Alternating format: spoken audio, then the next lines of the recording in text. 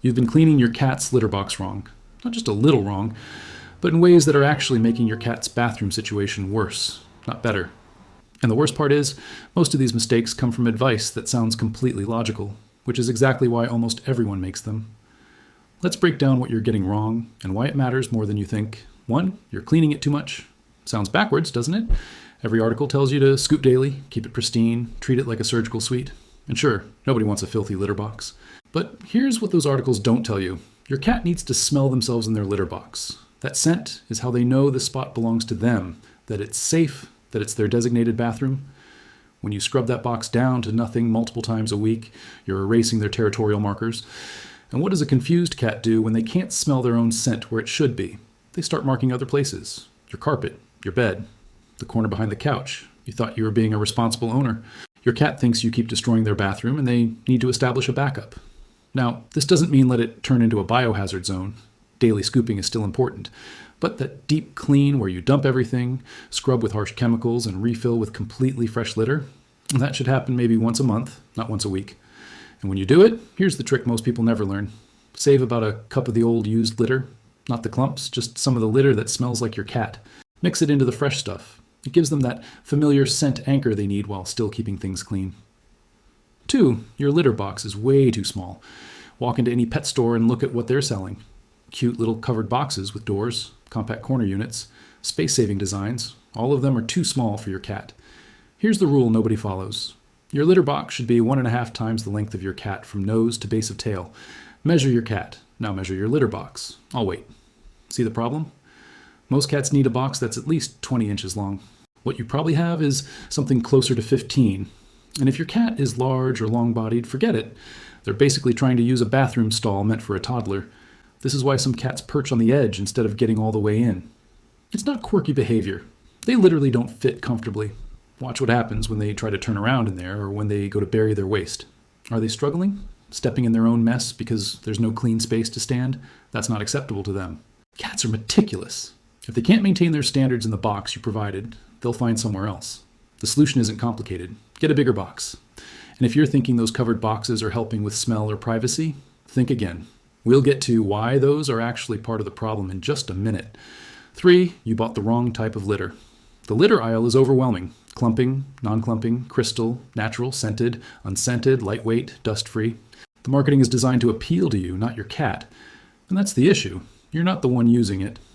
Let me make this simple. Most cats, and we're talking about the vast majority here, prefer fine-grained, unscented, clumping litter. That's it. Not the stuff that smells like lavender fields, not the chunky pellets made from recycled newspaper, not the crystals that change color. Fine, unscented, clumping. Why? Because it feels closest to sand or soil, which is what cats naturally seek out. Those big pellets or rough crystals. Imagine walking barefoot on gravel versus walking on smooth sand. Which would you choose for something as vulnerable as going to the bathroom? Cats have incredibly sensitive paw pads. Texture matters to them more than any feature matters to you. And that scent you added to mask odors, your cat's sense of smell is 14 times stronger than yours. What's a light, fresh breeze to you is an overwhelming chemical assault to them. You're essentially asking them to do their business inside a perfume factory. Some cats will tolerate it. Others will hold it as long as possible or find alternatives. But here's where it gets tricky. If you've been using scented or crystal litter for months and your cat seems fine, should you switch? Maybe not immediately. Some cats adapt. But if you're having any litter box issues, avoidance, going outside the box, this is the first thing to change. Transition slowly over a week, mixing the new litter in gradually. Because a sudden complete change can also cause problems, which brings us to something crucial. 4, you keep switching litter brands. You found a sale. You saw something new. You thought you'd try the fancy organic option. And now your cat is peeing on your bath mat. Cats are creatures of extreme habit. Their bathroom routine is sacred to them. The texture under their paws, the scent, even the sound the litter makes when they dig, it all creates a familiar ritual. Change any element and you've disrupted something that feels safe and predictable. Some cats roll with it. Others shut down entirely. The problem is, you won't know which type of cat you have until you've already made the switch and created an issue. And once a cat starts avoiding the litter box, even if you switch back, the damage might be done. They've now associated that box with uncertainty. So here's the rule. When you find a litter that works, that your cat uses consistently without issues, stop experimenting. Just stop. I know it's boring. I know that other option is cheaper or claims to be better. Doesn't matter. A working litter box situation is not the place to innovate. Stock up on what works. Buy in bulk if you need to. Because fixing litter box avoidance is 10 times harder than just sticking with what already functions. And speaking of things that seem like improvements but actually make everything worse, we need to talk about those covered boxes everyone thinks are such a great idea. 5, you think a covered box is doing your cat a favor. Hooded litter boxes seem brilliant, don't they? They contain the smell, they hide the mess, they look cleaner sitting in your bathroom or laundry room. And that's exactly the problem. They're designed for you, not your cat. Think about what a covered box actually creates. It's a small enclosed space with one exit, filled with the concentrated smell of waste. No airflow to disperse it. You scoop once a day, maybe twice. But in between, every odor just sits there, trapped. Your cat walks in and gets hit with the full intensity of everything they've left behind, plus everything that's broken down since. Now add in their hearing. Cats have extraordinary sensitivity to sound. When they step into a covered box, every scratch, every movement echoes. The plastic dome amplifies it all. For some cats, it's deeply uncomfortable. They feel enclosed, vulnerable, unable to see what's around them. Remember, in the wild, elimination is one of the most dangerous moments for any animal. They need to stay alert.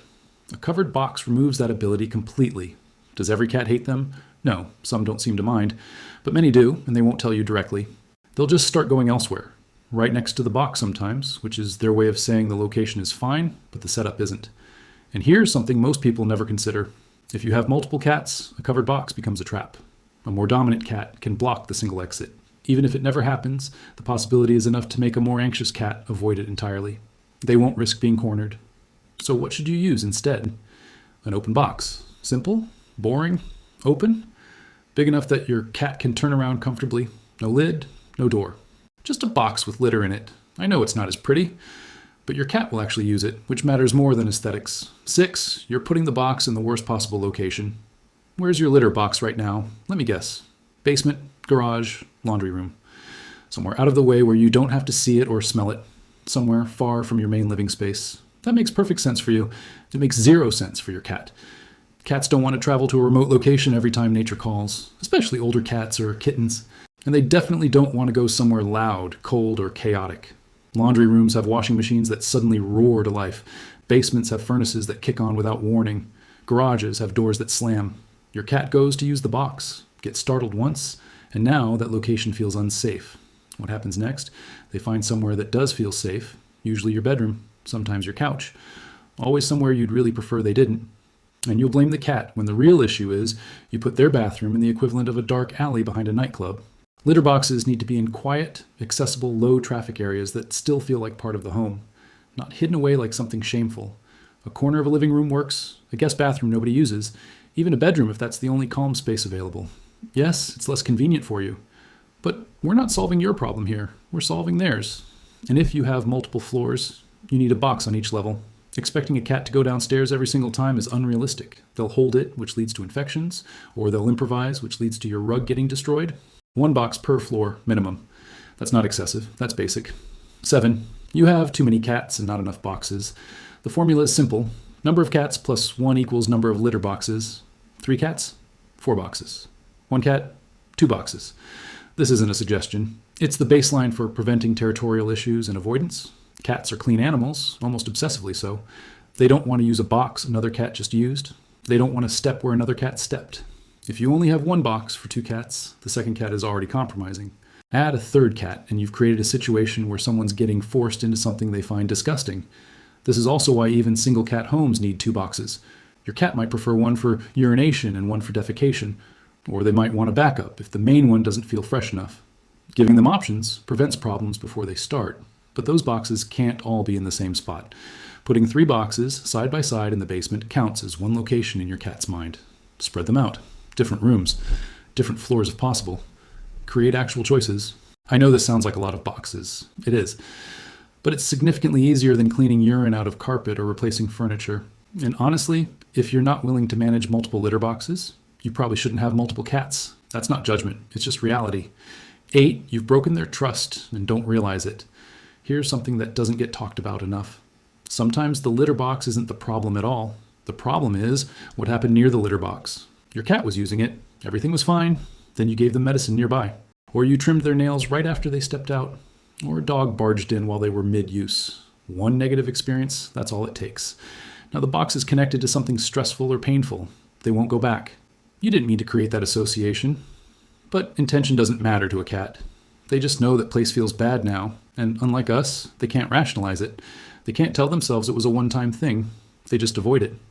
The fix? Sometimes you need a completely fresh start. New box, new location, new litter. Basically reset everything. The old box might be permanently tainted in their mind. This is why prevention matters so much. Once trust is broken, rebuilding it is hard. Keep stressful experiences away from the litter box area.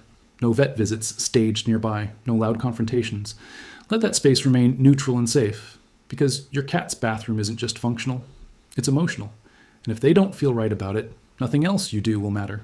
Most of this comes down to seeing the litter box through your cat's eyes instead of your own. What looks clean to you might smell wrong to them. What seems convenient for your schedule might feel unsafe in their world. What you think is an upgrade, a covered box, scented litter, a tucked away location, might actually be the reason they've started avoiding it altogether. The good news is, none of these fixes are complicated.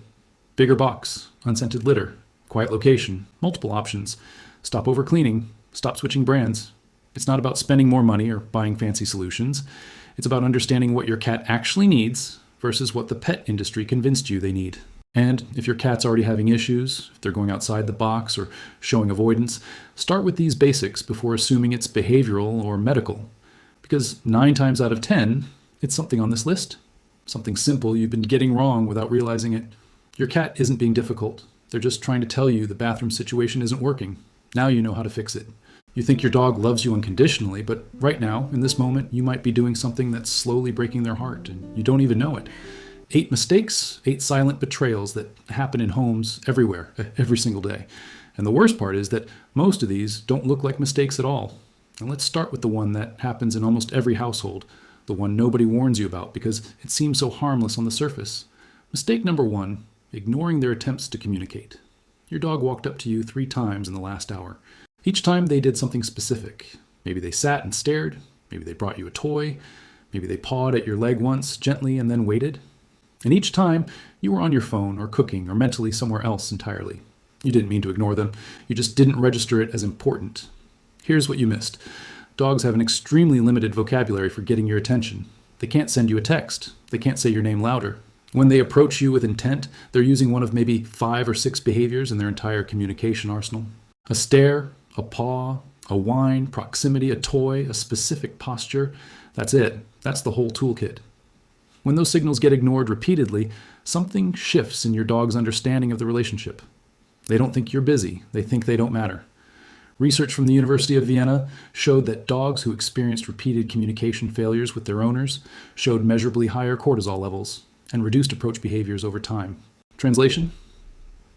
They stopped trying, not because they stopped loving you, but because they learned that reaching out accomplishes nothing. You wanted a dog who was more engaged, more connected, more present with you. They were. You trained them out of it without realizing what you were doing. The fix isn't complicated. It's noticing. When your dog approaches you with purpose, give them 10 seconds. Just 10. Make eye contact. Acknowledge the attempt. You don't have to drop everything, but you do have to let them know they were seen. Because once a dog stops trying to reach you, getting them to start again is a long road back. Mistake number 2. Inconsistent rules that change based on your mood. Monday, your dog jumps on the couch and you smile. You're relaxed. It's fine. Thursday, your dog jumps on the same couch and you snap at them. You've had a terrible day. The couch is off limits now, apparently. Your dog has no concept of your workday. They have no framework for understanding why the same behavior gets 2 completely opposite responses in the same location. What they do understand is this: the rules are random. You are unpredictable. And unpredictability in a leader creates anxiety in a follower.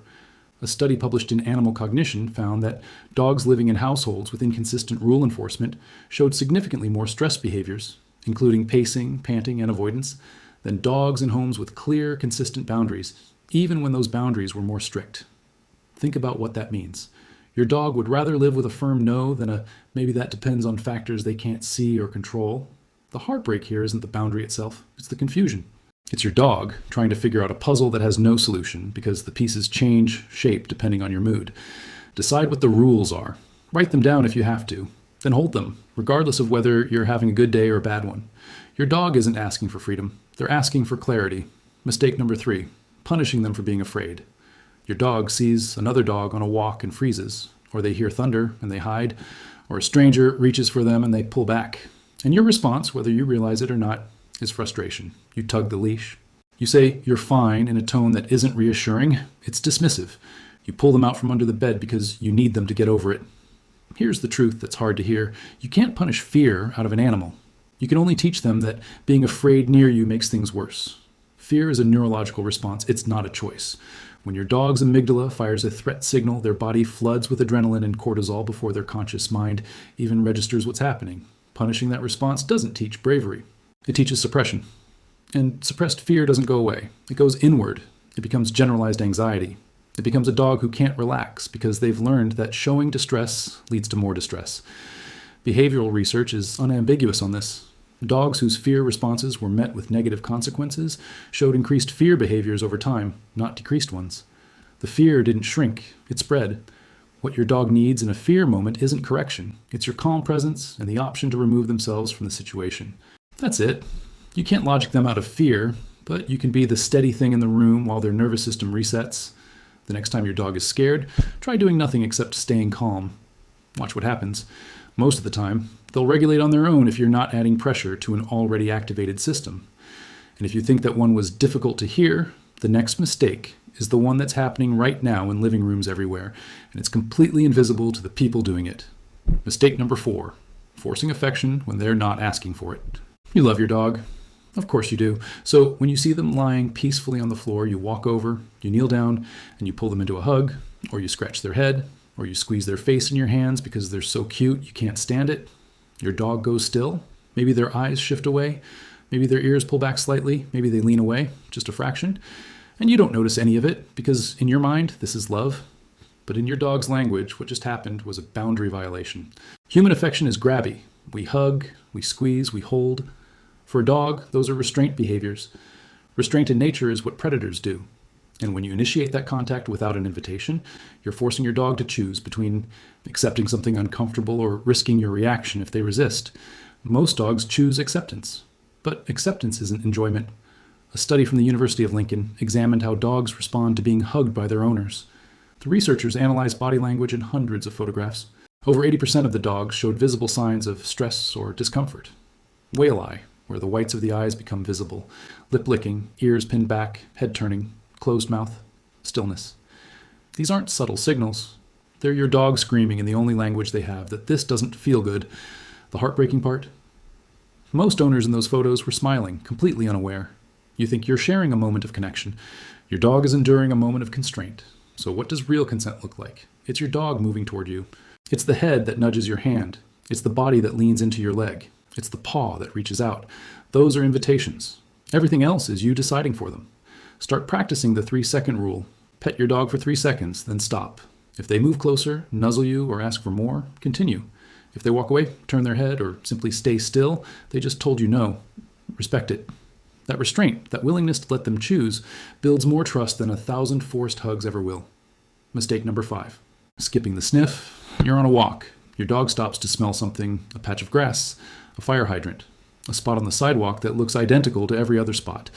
And you pull them along because you have a route to finish, a schedule to keep. You're walking for exercise. That's the point, right? Wrong. For your dog, the walk isn't about distance. It's about information. A dog's nose contains 300 million olfactory receptors. Yours has 6 million. The portion of their brain dedicated to scent analysis is 40 times larger than yours proportionally. When your dog smells that seemingly random spot, they're not wasting time. They're reading messages. Who was here? When they passed through? What they ate? Whether they were stressed or calm, whether they're familiar or a stranger. It's their version of checking email, reading the news, and scrolling social media all at once. Cutting that process short is like someone ripping your phone out of your hands mid-sentence every 30 seconds for hours. Research published in Applied Animal Behavior Science found that dogs allowed to sniff freely during walks showed significantly lower cortisol levels afterward compared to dogs who walked the same distance without sniffing opportunities. The walks were identical in duration and physical exertion. The only variable was whether the dog controlled the pace and the stops. The sniffing group was measurably calmer. Sniffing isn't a distraction from the walk. For your dog, it is the walk. The movement is secondary. So slow down. Pick routes where stopping is possible. Let them investigate. A 5-minute sniff at one location is worth more to their mental state than 20 minutes of forced marching. You'll get less distance. They'll get what they actually needed. Mistake number 6, never letting them win. You're playing tug. Your dog is pulling hard, growling, fully engaged. And then they get a really good grip and start winning. So you yank the toy away, or you hold it higher, or you end the game entirely because you heard somewhere that letting your dog win makes them dominant. This myth has been thoroughly destroyed by modern behavioral science, but it refuses to die. Letting your dog win during play does not create aggression. It creates confidence and joy. Dominance theory, the idea that you must always be the alpha, came from outdated wolf studies conducted on captive wolves in the 1970s. The researcher who conducted those studies has spent decades trying to correct the record. Wolves don't operate on rigid hierarchies. Dog social structures are even more flexible. Your dog doesn't think they're the pack leader because they want a game of tug. They think play is fun and they want to do it again. Dogs who are allowed to win regularly during play show increased enthusiasm for interaction, better problem-solving skills, and stronger bonds with their owners. Dogs who never win start opting out. The game stops being worth the effort. Let them win sometimes. Let them carry the toy around like a trophy. Let them feel powerful and successful. That doesn't undermine your relationship. It enriches it. Play isn't a dominance test. It's one of the primary ways your dog experiences joy. Don't turn it into another thing they have to lose at. If these mistakes are starting to feel personal, that's because they are. Every single one of them comes from a place of love that's been slightly misdirected by outdated advice or assumptions no one ever questioned. You're not failing your dog. You're learning a language you were never taught. And the fact that you're still here, still listening, still willing to question what you thought you knew, that's already more than most people do. Your dog doesn't need you to be perfect. They need you to be present, patient, and willing to see them clearly. The mistakes don't define the relationship. What you do after learning about them does. Start with one. Just one. Let them sniff longer tomorrow. Wait for them to ask for affection instead of assuming. Give them a win during play. Watch what shifts. You'll feel it before you see it. And once you do, you won't be able to go back. Your dog has been trying to tell you something for years. They've been using every tool in their limited vocabulary, waiting for the moment you finally start listening. Not commanding, not training, just listening. These 8 mistakes aren't character flaws. They're blind spots inherited from advice that was never quite right and assumptions that were never questioned. The difference between you and most dog owners isn't that you haven't made these mistakes. It's that you're here, right now, willing to see them. That willingness is everything. You can't undo yesterday. You can't give back the walks you rushed through or the fear moments you dismissed. But you can change what happens tomorrow. Pick one mistake from this list. Not all 8, just one. Let them sniff without pulling. Wait for them to ask before you reach out. Stay calm when they're afraid. Let them win at tug. Start there. Watch what happens when you do. Because the bond you think you already have, it's about to get deeper than you imagined possible. Your dog has been waiting their entire life for you to meet them halfway. Now you know how. Your cat is stressed, and you're probably missing it. Not because you don't care, because the signs don't look like stress. They look like quirks, little habits you've gotten used to. But here's what most cat owners never realize. By the time stress becomes obvious, your cat has been suffering quietly for weeks, maybe months. Let's look at what you're actually missing. 1. Over-grooming isn't about being clean. Does your cat groom constantly, licking the same spot over and over until the fur starts thinning? Most people think their cat is just particular about hygiene. Some even find it cute. But excessive grooming is one of the most misunderstood stress signals a cat can show. In the wild, grooming serves a purpose beyond cleanliness. It's a self-soothing behavior, something cats do to calm themselves when they feel anxious or threatened. When your indoor cat can't escape whatever's bothering them, they turn that instinct inward. And it escalates. What starts as normal grooming becomes compulsive. They're not trying to get cleaner. They're trying to feel safe. Watch for bald patches, especially on the belly, legs, or tail base. If the skin underneath looks irritated or red, that's not vanity. That's a nervous system in overdrive. Some cats will even groom until they create sores. And here's the part that catches people off guard. Your cat might be stressed by something you introduced months ago and forgot about. A new piece of furniture, a changed routine, even a different brand of litter. Cats process their environment on a completely different timeline than we do. What seems like ancient history to you might still feel threatening to them. 2, they're eating differently, and you're not connecting the dots. Has your cat suddenly become a picky eater? Or maybe the opposite, eating faster than usual, almost frantic about it. Both extremes point to the same thing: stress. When a cat feels unsafe, their relationship with food shifts. Some lose their appetite entirely because their body is in fight or flight mode. Eating requires letting their guard down, and a stressed cat can't afford that.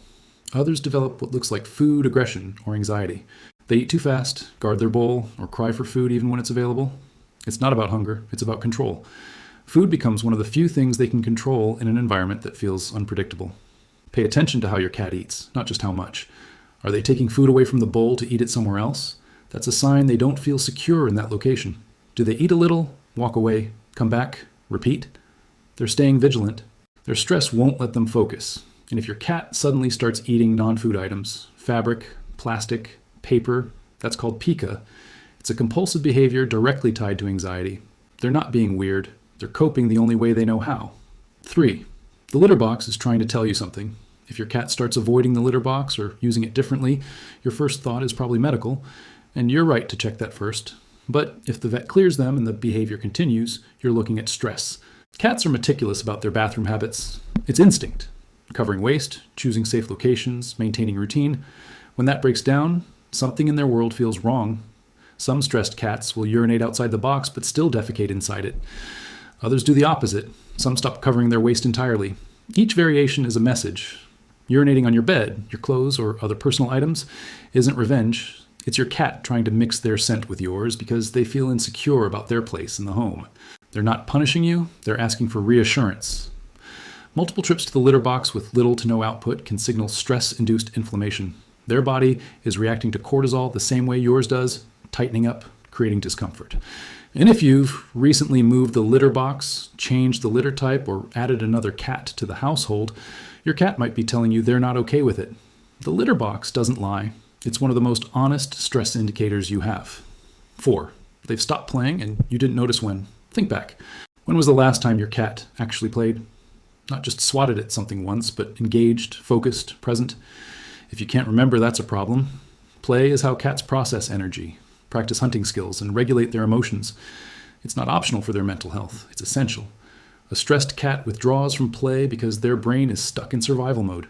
Play requires feeling safe enough to be silly, to let loose, to be vulnerable. When your cat doesn't feel that safety, play disappears. Some cats replace play with staring. They'll sit and watch nothing for long periods. Others sleep more, but it's not restful sleep. It's shut down. Their body is trying to escape what their environment won't let them avoid. You might also notice your cat used to greet you at the door and doesn't anymore. Or they used to follow you around and now they hide. Those aren't personality changes. They're withdrawal symptoms. Here's what makes this tricky. A stressed cat can look lazy. People assume their cat is just getting older or calming down. But age doesn't erase play drive overnight. Stress does. 5. Their body language has shifted and it's subtle. Does your cat's tail twitch when they're sitting still? And do their ears swivel backward more than they used to? Are their pupils dilated even in bright light? These aren't random. A twitching tail isn't playful when there's nothing to play with. It's irritation, agitation, or overstimulation. Ears pinned back or rotating constantly mean your cat is monitoring for threats. They're not relaxed. Dilated pupils in a calm environment indicate a heightened emotional state. Your cat's nervous system is firing when it shouldn't be. And then there's the tension you can see in their posture. A stressed cat holds themselves differently. Crouched low, weight shifted back, ready to bolt. Even when they're lying down, they don't fully stretch out. One paw stays tucked. Muscles stay engaged. Compare that to a truly relaxed cat. Sprawled, belly up, limbs everywhere. If your cat hasn't looked like that in weeks, stress has taken root. But here's where most people get stuck. They see these signs and think, my cat's just being a cat. Except cats aren't naturally anxious creatures. They're cautious, yes, naturally wired for survival, absolutely. But chronic stress, that's environmental. That's something in their world that needs to change. And the longer it goes unaddressed, the deeper it gets wired into their behavior. Which brings us to something even more critical than recognizing stress. What happens when stress becomes the norm and you don't step in to break the cycle? 6. Stress becomes their default state, and it reshapes their brain. When a cat lives in chronic stress for weeks or months, their nervous system recalibrates. What started as a reaction to something specific becomes a baseline. Their brain gets stuck in threat mode. And once that happens, even removing the original stressor won't instantly fix them. This is called learned helplessness in behavioral science. Your cat stops trying to escape or solve the problem because nothing they've done has worked. So they shut down. They stop meowing for help. They stop seeking you out. They endure. And what's heartbreaking is that this can happen while you're right there, completely unaware. You're feeding them, petting them, keeping their space clean. But if the core issue, loud noises, lack of vertical space, another pet invading their zone, goes unaddressed, your care doesn't reach the part of them that's suffering. Cats are incredibly good at hiding pain, both physical and emotional. It's survival wiring. In the wild, showing weakness gets you killed. So your cat will eat, sleep, and exist while silently carrying stress that's eating away at their quality of life. And the longer it goes on, the harder it is to undo. A cat who's been stressed for 6 months won't bounce back in a week. Their brain has been marinating in cortisol. Their body has adapted to living in survival mode. Recovery takes time, patience, and intentional environmental change, which leads to the question most people don't ask until it's too late. What do you actually do about it? 7. The fix isn't complicated, but it requires you to see your home through their eyes. Start with territory. Does your cat have space that's only theirs? A corner, a shelf, a room where they can retreat and nothing will bother them? If not, that's step 1. Cats need ownership. They need to control at least one small zone completely. Vertical space matters just as much. Cats feel safer when they can get up high. A tall cat tree near a window isn't a luxury. It's a stress release valve. It gives them a vantage point, a place to observe without being vulnerable. Then look at resources. Do you have one litter box, one food bowl, one water dish for multiple cats? That's a fight waiting to happen. The rule is 1 per cat plus 1 extra. It eliminates competition and gives every cat the option to avoid conflict. Now check the noise level in your home. Is the TV always on? Do you have loud guests frequently? Is construction happening nearby? Cats hear frequencies we don't. What seems like background noise to you might feel like living inside a drum for them. Also consider smell. Did you switch cleaning products? Start using essential oils? Bring in a new air freshener? Cats have scent receptors we can't even imagine. A smell you love could be overwhelming or threatening to them. And then there's routine. Cats are creatures of habit. Feeding at random times, moving furniture constantly, or having an unpredictable schedule throws them off. The more consistency you can build into their day, the safer they feel. If another pet is the issue, separation might be necessary. Not forever, but long enough to let your cat reset. Reintroduce them slowly, with scent, swapping, and controlled visual contact first. Forcing them to coexist without a plan just prolongs the stress. Sometimes the answer is enrichment. A bored cat is a stressed cat. Puzzle feeders, rotating toys, even just crumpled paper balls can give them an outlet. Play isn't just fun. It's how they discharge anxiety and practice control over their environment. But here's the part people resist. Sometimes the fix means changing your behavior, not just adding things. If you're constantly picking up your cat when they don't want to be held, that's stress. If you let guests corner them or kids chase them, that's stress. Your cat can't tell you to stop. They just endure it until their nervous system cracks. 8, you'll know it's working when the small things come back. The first sign of recovery isn't dramatic. Your cat won't suddenly leap into your lap and purr like nothing happened. Healing is quiet. You'll notice them sitting in the same room as you again, even if they're across the space. That's them testing safety. They're dipping a toe back into connection. Then they'll start grooming properly. A stressed cat either overgrooms or stops entirely. When they return to normal grooming, their brain is calming down. Play will come back in short bursts, maybe just a few seconds of chasing something, then stopping. That's progress. They're remembering what it feels like to not be on guard. Their appetite will stabilize. They'll stop eating too fast or barely touching food. Meals become normal again instead of something their stress either erases or turns compulsive. And one day, you'll catch them fully stretched out. Belly exposed, paws limp, eyes half closed. That's the moment you know their nervous system has downshifted out of survival mode. But even after things improve, stay vigilant. Stress can come back if the environment slips. A single traumatic event, a new stressor introduced too fast, can undo progress. Your job isn't just to fix it once. It's to maintain the kind of space where your cat never has to go back to that place. 9.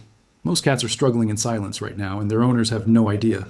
Stress in cats doesn't look like stress in humans. There's no pacing, no venting, no obvious breakdowns. There's just quiet withdrawal, subtle behavior shifts, and physical symptoms that get mistaken for laziness or age. And because cats are so good at masking it, most people don't realize the damage until it's severe. But you're not most people. You made it this far because you actually care about what's happening under the surface. So watch your cat, not just when it's convenient, but daily.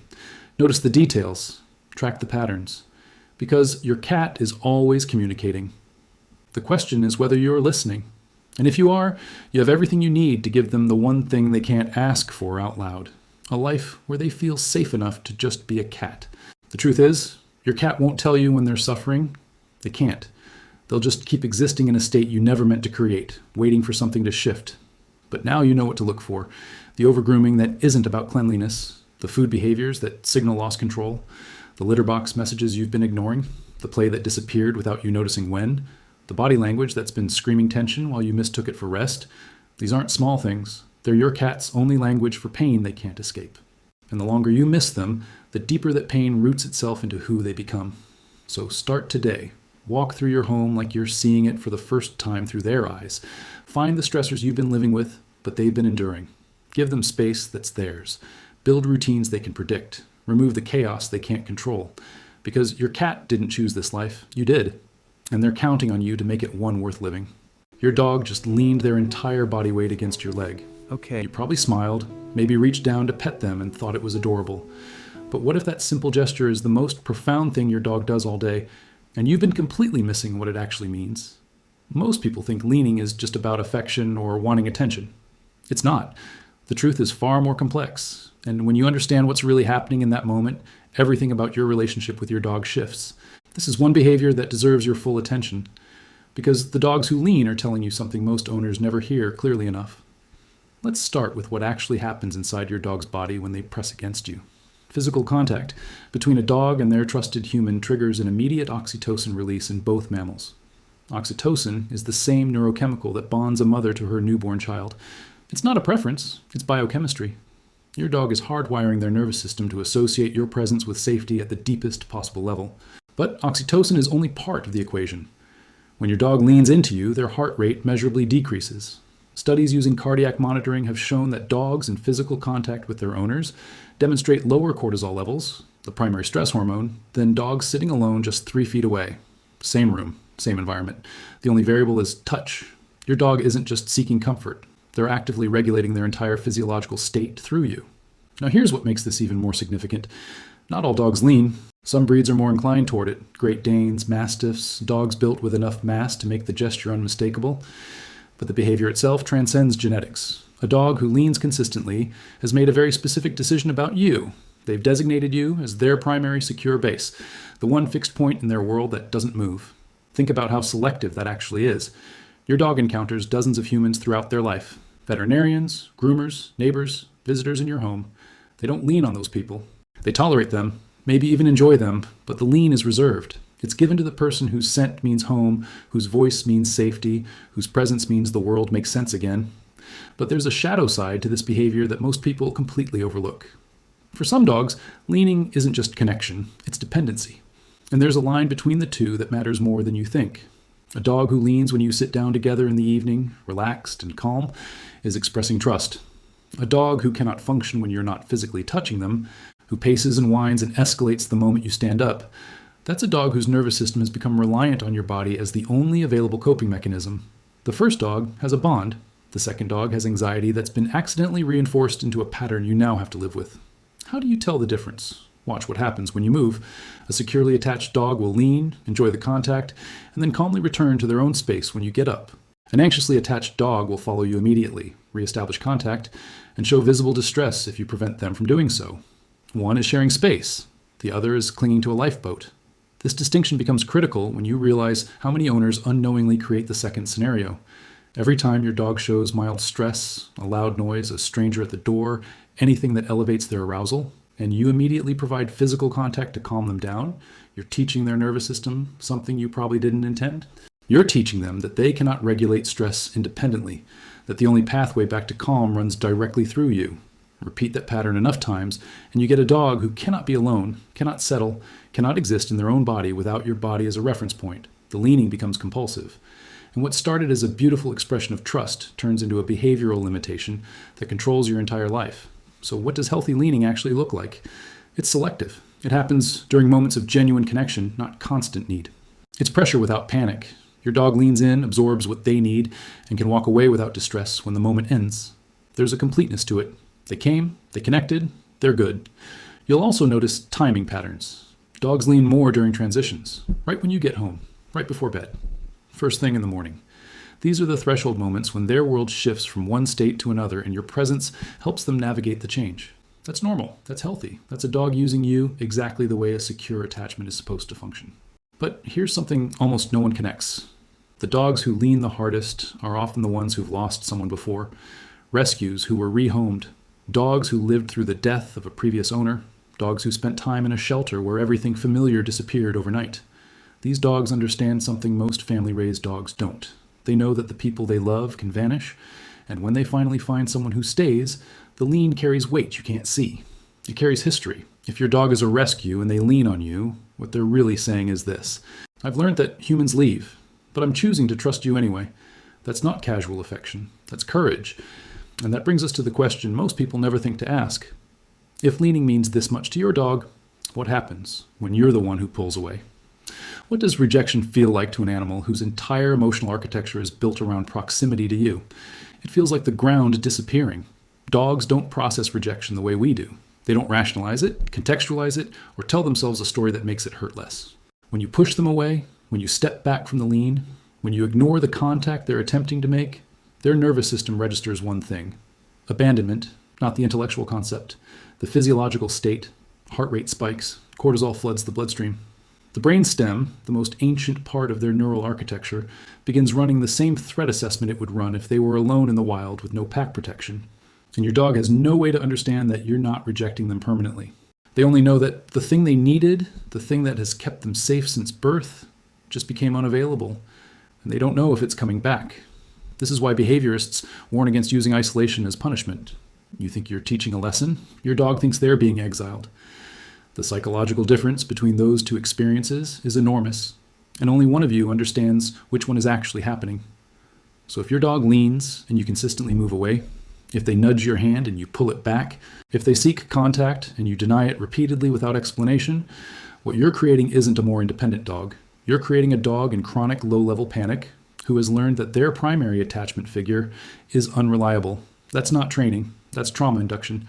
But here's where it gets more complicated. Because some dogs shouldn't be leaning as much as they do. Some dogs have crossed from secure attachment into anxious dependency, and continuing to reinforce that pattern isn't love. It's enabling a nervous system that can't function alone. The question isn't whether you should allow leaning. It's whether the leaning is coming from a place of connection or a place of fear.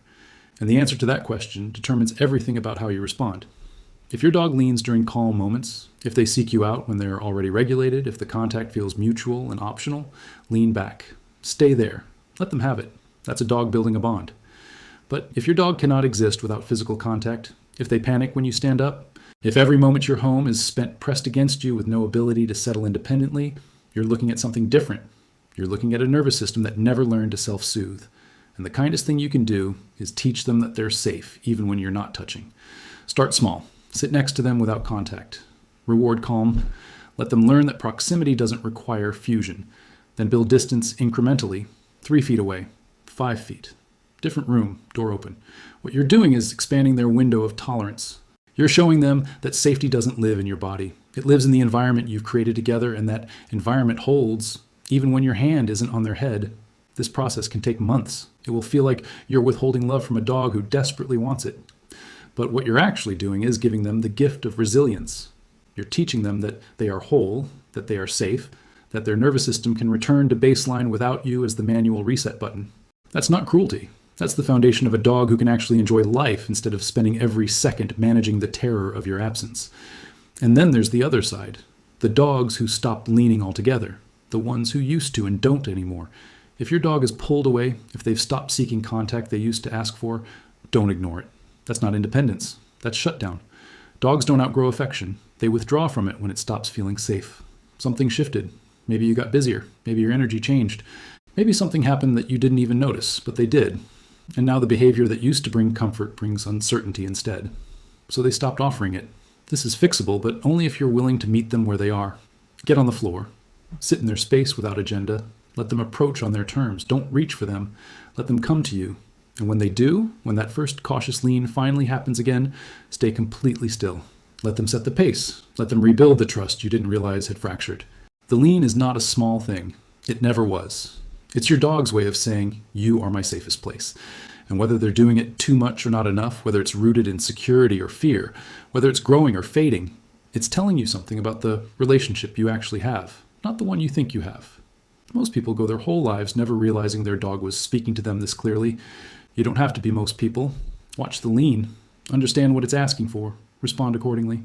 Because the dog pressing their weight into your leg isn't asking for much. They're just asking to be seen. And after everything they give you, that's the least you owe them. The next time your dog leans against you, don't just smile and move on. Stop.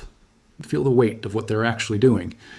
They're choosing you, again, out of every possible place they could be, every corner they could retreat to, Every spot in the house they could claim as their own. They're choosing your side. That choice is the entire relationship distilled into a single gesture. It's trust made physical. It's love without language.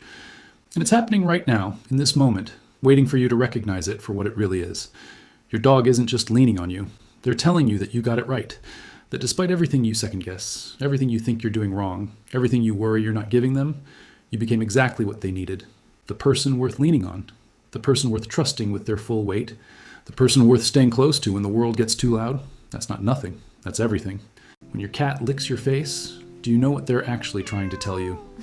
Most people think it's just affection, maybe a quirky habit. Hello? But the truth runs so much deeper than that. Your cat is sending you a message that most owners completely misinterpret, and understanding it changes everything about how you see your relationship with them. Let's start with what that sandpaper tongue on your cheek really means. They're claiming you as family. Have you ever watched cats who live together? They spend hours grooming each other. Not because they can't clean themselves, cats are obsessive about hygiene, but because grooming is how they build bonds. It's called allo-grooming, and it's reserved exclusively for cats they consider part of their inner circle. When your cat licks your face, they're performing the exact same ritual. In their mind, you're not a separate species. You're a member of their colony. And that lick? It's them saying, you belong to me, and I belong to you. But here's where most people get it wrong. They assume any lick means the same thing. It doesn't. Pay attention to where your cat licks you. The face, especially around your mouth and nose, that's the highest honor. In cat social structure, facial grooming is intimate. It's what mothers do to kittens. It's what bonded pairs do to each other. Your cat could lick your hand or your arm, and sometimes they do. But when they go straight for your face, they're telling you something specific. You're not just in their group. You're central to it. There's another layer most people miss entirely. Cats have scent glands around their mouth and chin. When they lick your face, they're not just grooming you. They're mixing their scent with yours, creating a shared family smell. It's chemistry and connection happening at the same time. And that rough texture you feel? That's designed to strip away anything that doesn't belong. Dirt, debris, unfamiliar scents from the outside world. Your cat is essentially resetting you back to the baseline scent profile they recognize as safe. Now, some cats take this further than others. If your cat licks you obsessively, almost frantically, that's different.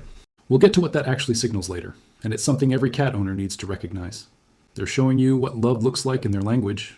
You tell your cat you love them with words they can't understand. You pet them, sure, but that's your instinct, not theirs. So how does a cat show affection when they can't speak and their body language is completely different from yours? They groom you. Grooming is effort. It takes time. It requires them to be vulnerable, face close to yours, fully focused on you instead of watching for threats. When a cat chooses to groom you, they're giving you their attention, their time, and their trust all at once. And here's what makes it even more meaningful.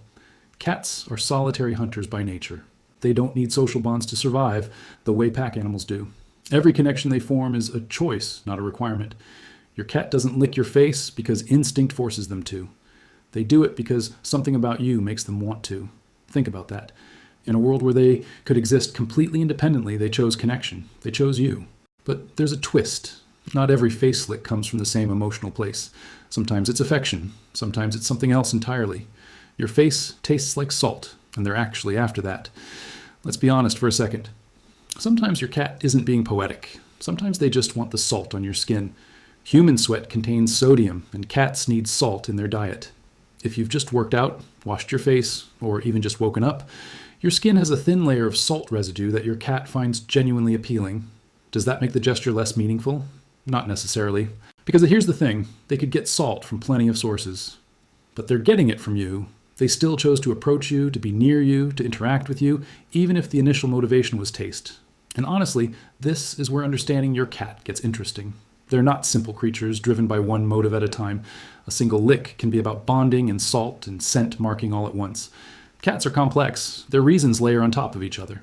So, if your cat licks your face after you've been outside or after you've eaten something or first thing in the morning, don't dismiss it as purely practical.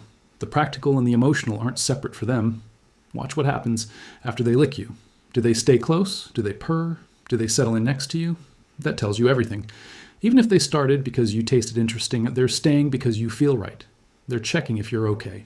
Have you ever noticed your cat licking your face more when you're upset? That's not coincidence. Cats read emotional states better than most people realize. Your body language shifts when you're stressed. Your scent changes. Even your breathing pattern is different.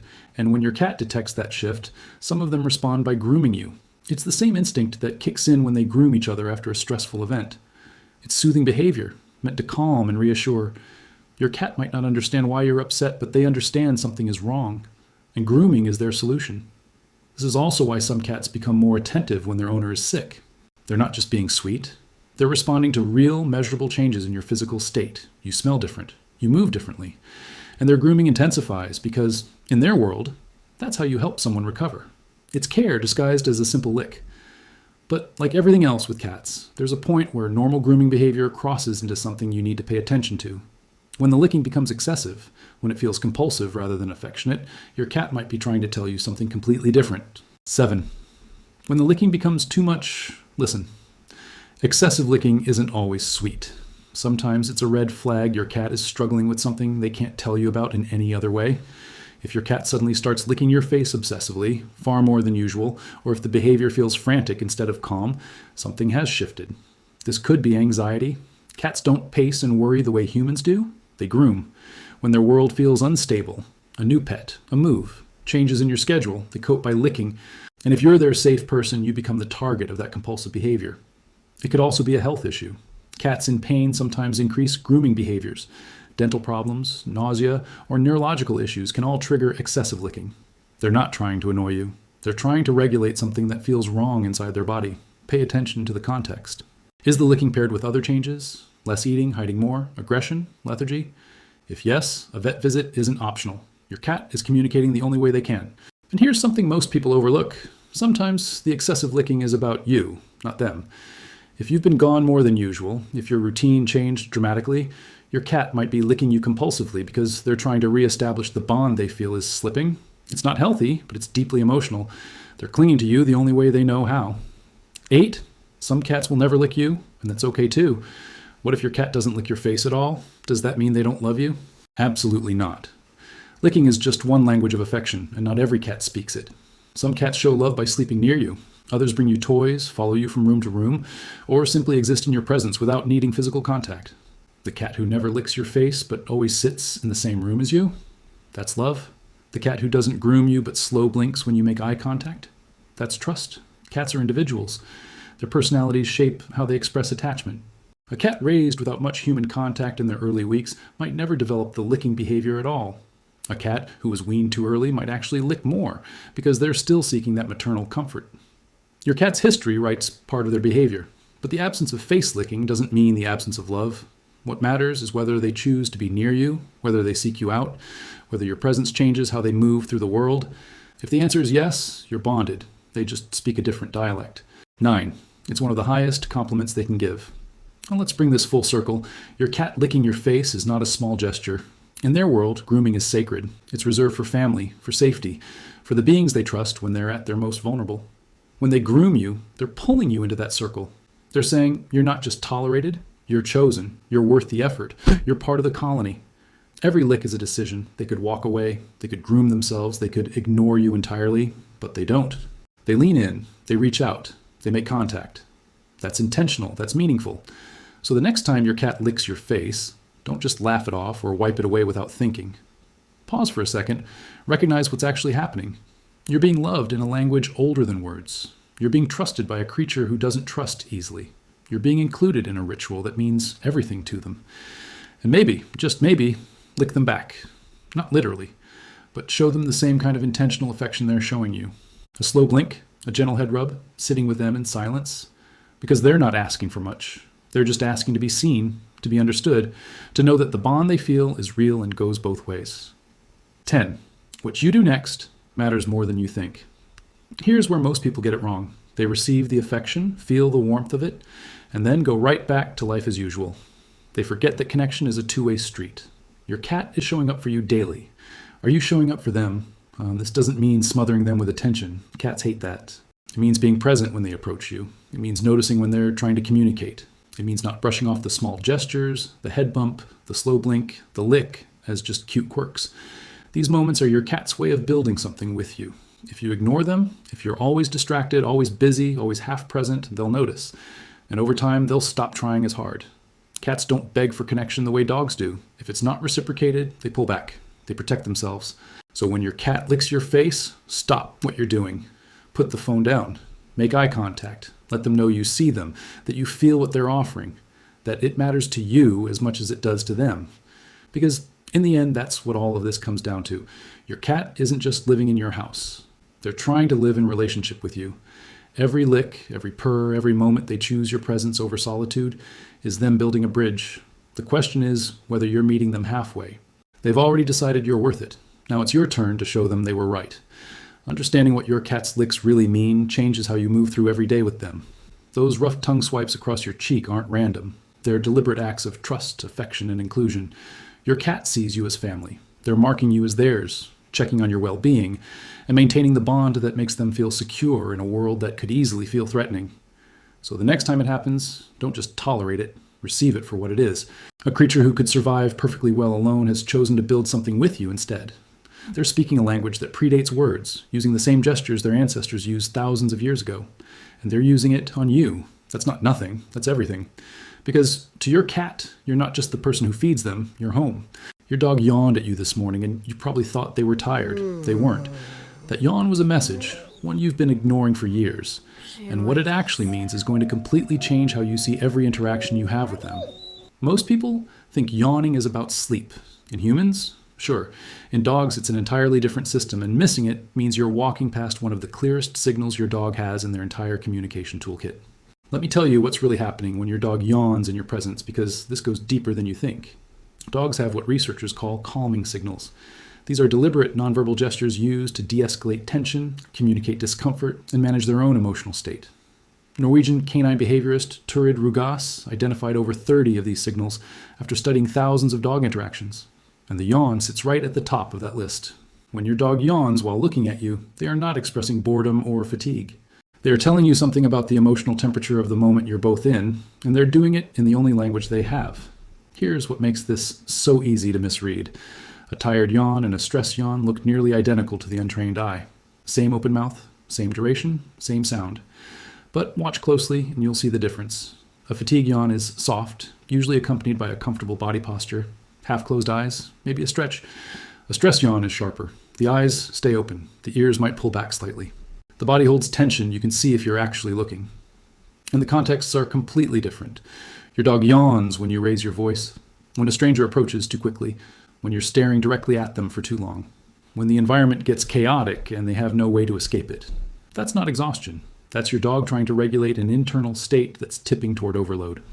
Research published in the journal Behavioral Processes found that dogs yawn significantly more often in stressful situations compared to neutral ones, and the yawning increased in direct proportion to the intensity of the stressor.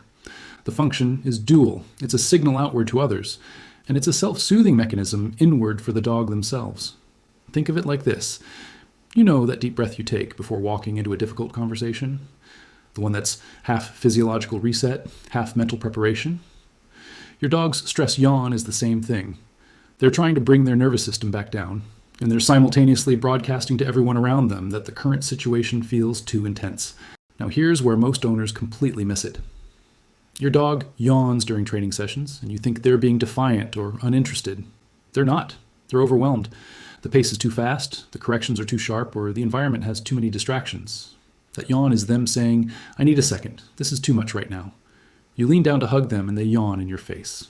You think it's rude. It's not. Most dogs don't enjoy being hugged. It restricts their movement. It puts pressure on their body in ways that feel confining. And when you lean over them, you're towering in a way that their instincts read as dominance or threat. The yawn is their polite version of, I love you, but this is uncomfortable. Can we do something else? Children run up to your dog, loud and fast, and your dog yawns before the kids even touch them. That's a warning you should be listening to. Not a warning that your dog will bite necessarily, but a clear communication that your dog is already stressed and needs space. Ignoring that yawn and letting the interaction continue is how bite incidents happen that everyone calls unprovoked. They weren't unprovoked. Your dog told you. You just didn't speak the language. But it's not all stress. There's another layer here that almost nobody talks about. Dogs also yawn in moments of conflicted emotion, when they want something but they're uncertain, when they're excited but also nervous, when two competing drives are pulling them in opposite directions and their brain is trying to resolve it. You call your dog to come inside, but they're in the middle of sniffing something fascinating in the yard. They look at you, yawn, then slowly start walking toward you. That yawn was the internal negotiation. the mental gear shift between what they wanted to do and what you're asking them to do. Some dogs yawn excessively around certain people and not others. Pay attention to that. If your dog yawns repeatedly around a specific family member, a visitor, or a trainer, that person is doing something your dog finds stressful. Maybe it's their energy, their volume, the way they move, or the way they make eye contact. Your dog can't tell you in words, so they're telling you in yawns. And then there's contagious yawning, which is where this gets truly fascinating. Humans yawn contagiously. You see someone yawn, you yawn. It's tied to empathy, to social bonding, to the parts of our brain that connect us to other people. For a long time, scientists thought this was uniquely human, maybe shared with a few great apes. Then they tested it in dogs. A study from the University of Tokyo found that dogs yawn contagiously in response to their owner's yawns significantly more than they do to a stranger's yawns. They're not just mimicking a physical action. They're responding to you specifically, to the human they're bonded with, in a way that suggests emotional attunement. Your yawn triggers something in them that connects your state to theirs. That's not a party trick. That's evidence of a relationship operating at a neurological level most people never consider. So what does all this mean for you, right now, today? It means you need to start watching for the yawn, not dismissing it, not laughing at it, actually seeing it for what it is, a communication, a request, a glimpse into what your dog is experiencing internally that they have no other way to show you. When your dog yawns during a training session, slow down. Take a break. Let them decompress. When they yawn as someone approaches, create distance. Give them the space their body is asking for. When they yawn while you're petting them, stop. Let them move away if they want to. Respect the boundary they're trying to set. But the yawn is just the beginning. Because if you're missing that signal, you're absolutely missing the others, and some of them are even more critical than this one. 3. Why does your dog kick their back legs after they poop? You've seen it 100 times. Your dog finishes their business, and then suddenly they're scraping the ground like they're trying to dig to the other side of the planet. Most people think it's about covering up what they just left behind. It's not. That kicking motion isn't burying anything, it's broadcasting. Dogs have scent glands in their paw pads. Every time those back legs rake across the ground, they're depositing a chemical signature that's unique to them, layering it directly onto the area surrounding their waist. The combination creates what behaviorists call a scent sandwich. The waste itself, plus the paw gland secretions, plus the visual disturbance of torn up grass or dirt. It's a territorial marker designed to be detected from a distance by any other dog that passes through. And here's the part that surprises people. This behavior is most common in confident dogs. Submissive or anxious dogs often skip it entirely. The ground kicking is a declaration. It's your dog saying, I was here, and I'm not worried about who knows it. Watch what happens when your dog does this at the park versus in your backyard. The intensity changes. More dogs around, more kicking. Familiar, safe territory, less kicking. They're calibrating the message based on the audience. If your dog has suddenly started kicking more aggressively or in new locations, something in their environment has shifted. A new dog moved in next door. A stray has been passing through your yard. Your dog is responding to a presence you may not have consciously noticed yet, but they've already mapped it, analyzed it, and decided it requires a stronger response. 4. Why does your dog tilt their head when you talk to them? This one melts people every single time, and there's a reason it feels so deeply connective. That head tilt happens when your dog is trying to process something you're communicating that they almost understand, but not quite. You're using words they recognize, maybe their name, maybe walk or treat, but the rest of the sentence is still noise. The tilt is a physical adjustment to maximize auditory input. By changing the angle of their head, they're repositioning their ears to capture your voice more clearly, filtering out background noise and zeroing in on the specific sounds that might carry meaning. But there's a secondary layer. A study from the Family Dog Project in Hungary found that dogs tilt their heads significantly more often when their owners use exaggerated intonation, the kind of voice you use when you're talking to a baby or asking a question. That shift in pitch signals to your dog that this communication is directed at them and it's important. The tilt is them leaning into that signal, trying to decode what you want. Some dogs tilt more than others. Border collies, retrievers, and other working breeds that have been selectively bred for responsiveness to human communication tilt far more frequently than independent breeds like huskies or basenjis. It's not intelligence, it's attentiveness, and attentiveness is partly genetic. If your dog tilts their head constantly, you have a dog that is deeply focused on understanding you. That's a bond you can build on. Use it. Pair the tilt with consistent words, clear gestures, and watch how fast they start connecting the dots. 5. Why does your dog refuse to walk past a certain spot? You're on your usual route, and suddenly your dog plants their feet and will not move forward. No amount of coaxing, pulling, or treat waving changes their mind. There's something about that exact location that has triggered a full stop. Start with the assumption that your dog is detecting something you're not. Their hearing range extends to 65,000 hertz. Yours caps out around 20,000. A high-pitched mechanical hum, an underground electrical issue, a pest infestation inside a nearby wall. Any of these could be creating a sound that to your dog feels like standing next to a fire alarm. Their nose is picking up chemical information you'll never access. A patch of ground where another dog was attacked last week still carries the scent of adrenaline and blood. A lawn treated with a pesticide that smells fine to you might register as a threat to a dog whose ancestors survived by avoiding toxic plants. But sometimes it's even simpler than that. Your dog slipped on that patch of pavement once when it was wet. They got startled by a car backfiring near that corner. A stranger yelled at them from that yard. The memory attached to that location didn't fade just because you forgot about it. To your dog, that spot is still coded as danger, and no rational explanation you could offer would override what their direct experience taught them. Forcing them past it doesn't desensitize them. It erodes their trust in you. They're saying this place is not safe, and you're saying your feelings don't matter. Move anyway. Try a different route. If that's not possible, give them distance. Cross the street, walk on the other side. Let them approach it on their own terms over days or weeks, with high-value rewards and zero pressure. Most of the time, the fear fades when they realize the threat isn't repeating. But that only happens if you let them set the pace. Your dog has been speaking to you in a language you were never taught to hear. The yawns, the kicks, the tilts, the refusals, every single one of them is a sentence. And now you know how to translate. If this shifted the way you see your dog, send it to someone whose dog deserves to be understood. Subscribe to Dagoon, because every video we make is built to close the gap between what your dog is saying and what you're finally able to hear. Your dog isn't broken when they yawn at you during a hug.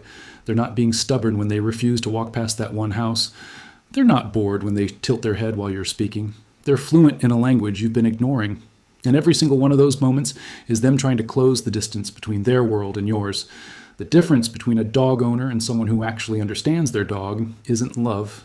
It's attention. It's the willingness to stop assuming and start listening. To see a yawn and ask what it means instead of what you think it means. To watch the head tilt and realize your dog is working harder to understand you than you've ever worked to understand them. You've spent years living with a translator you didn't know you had.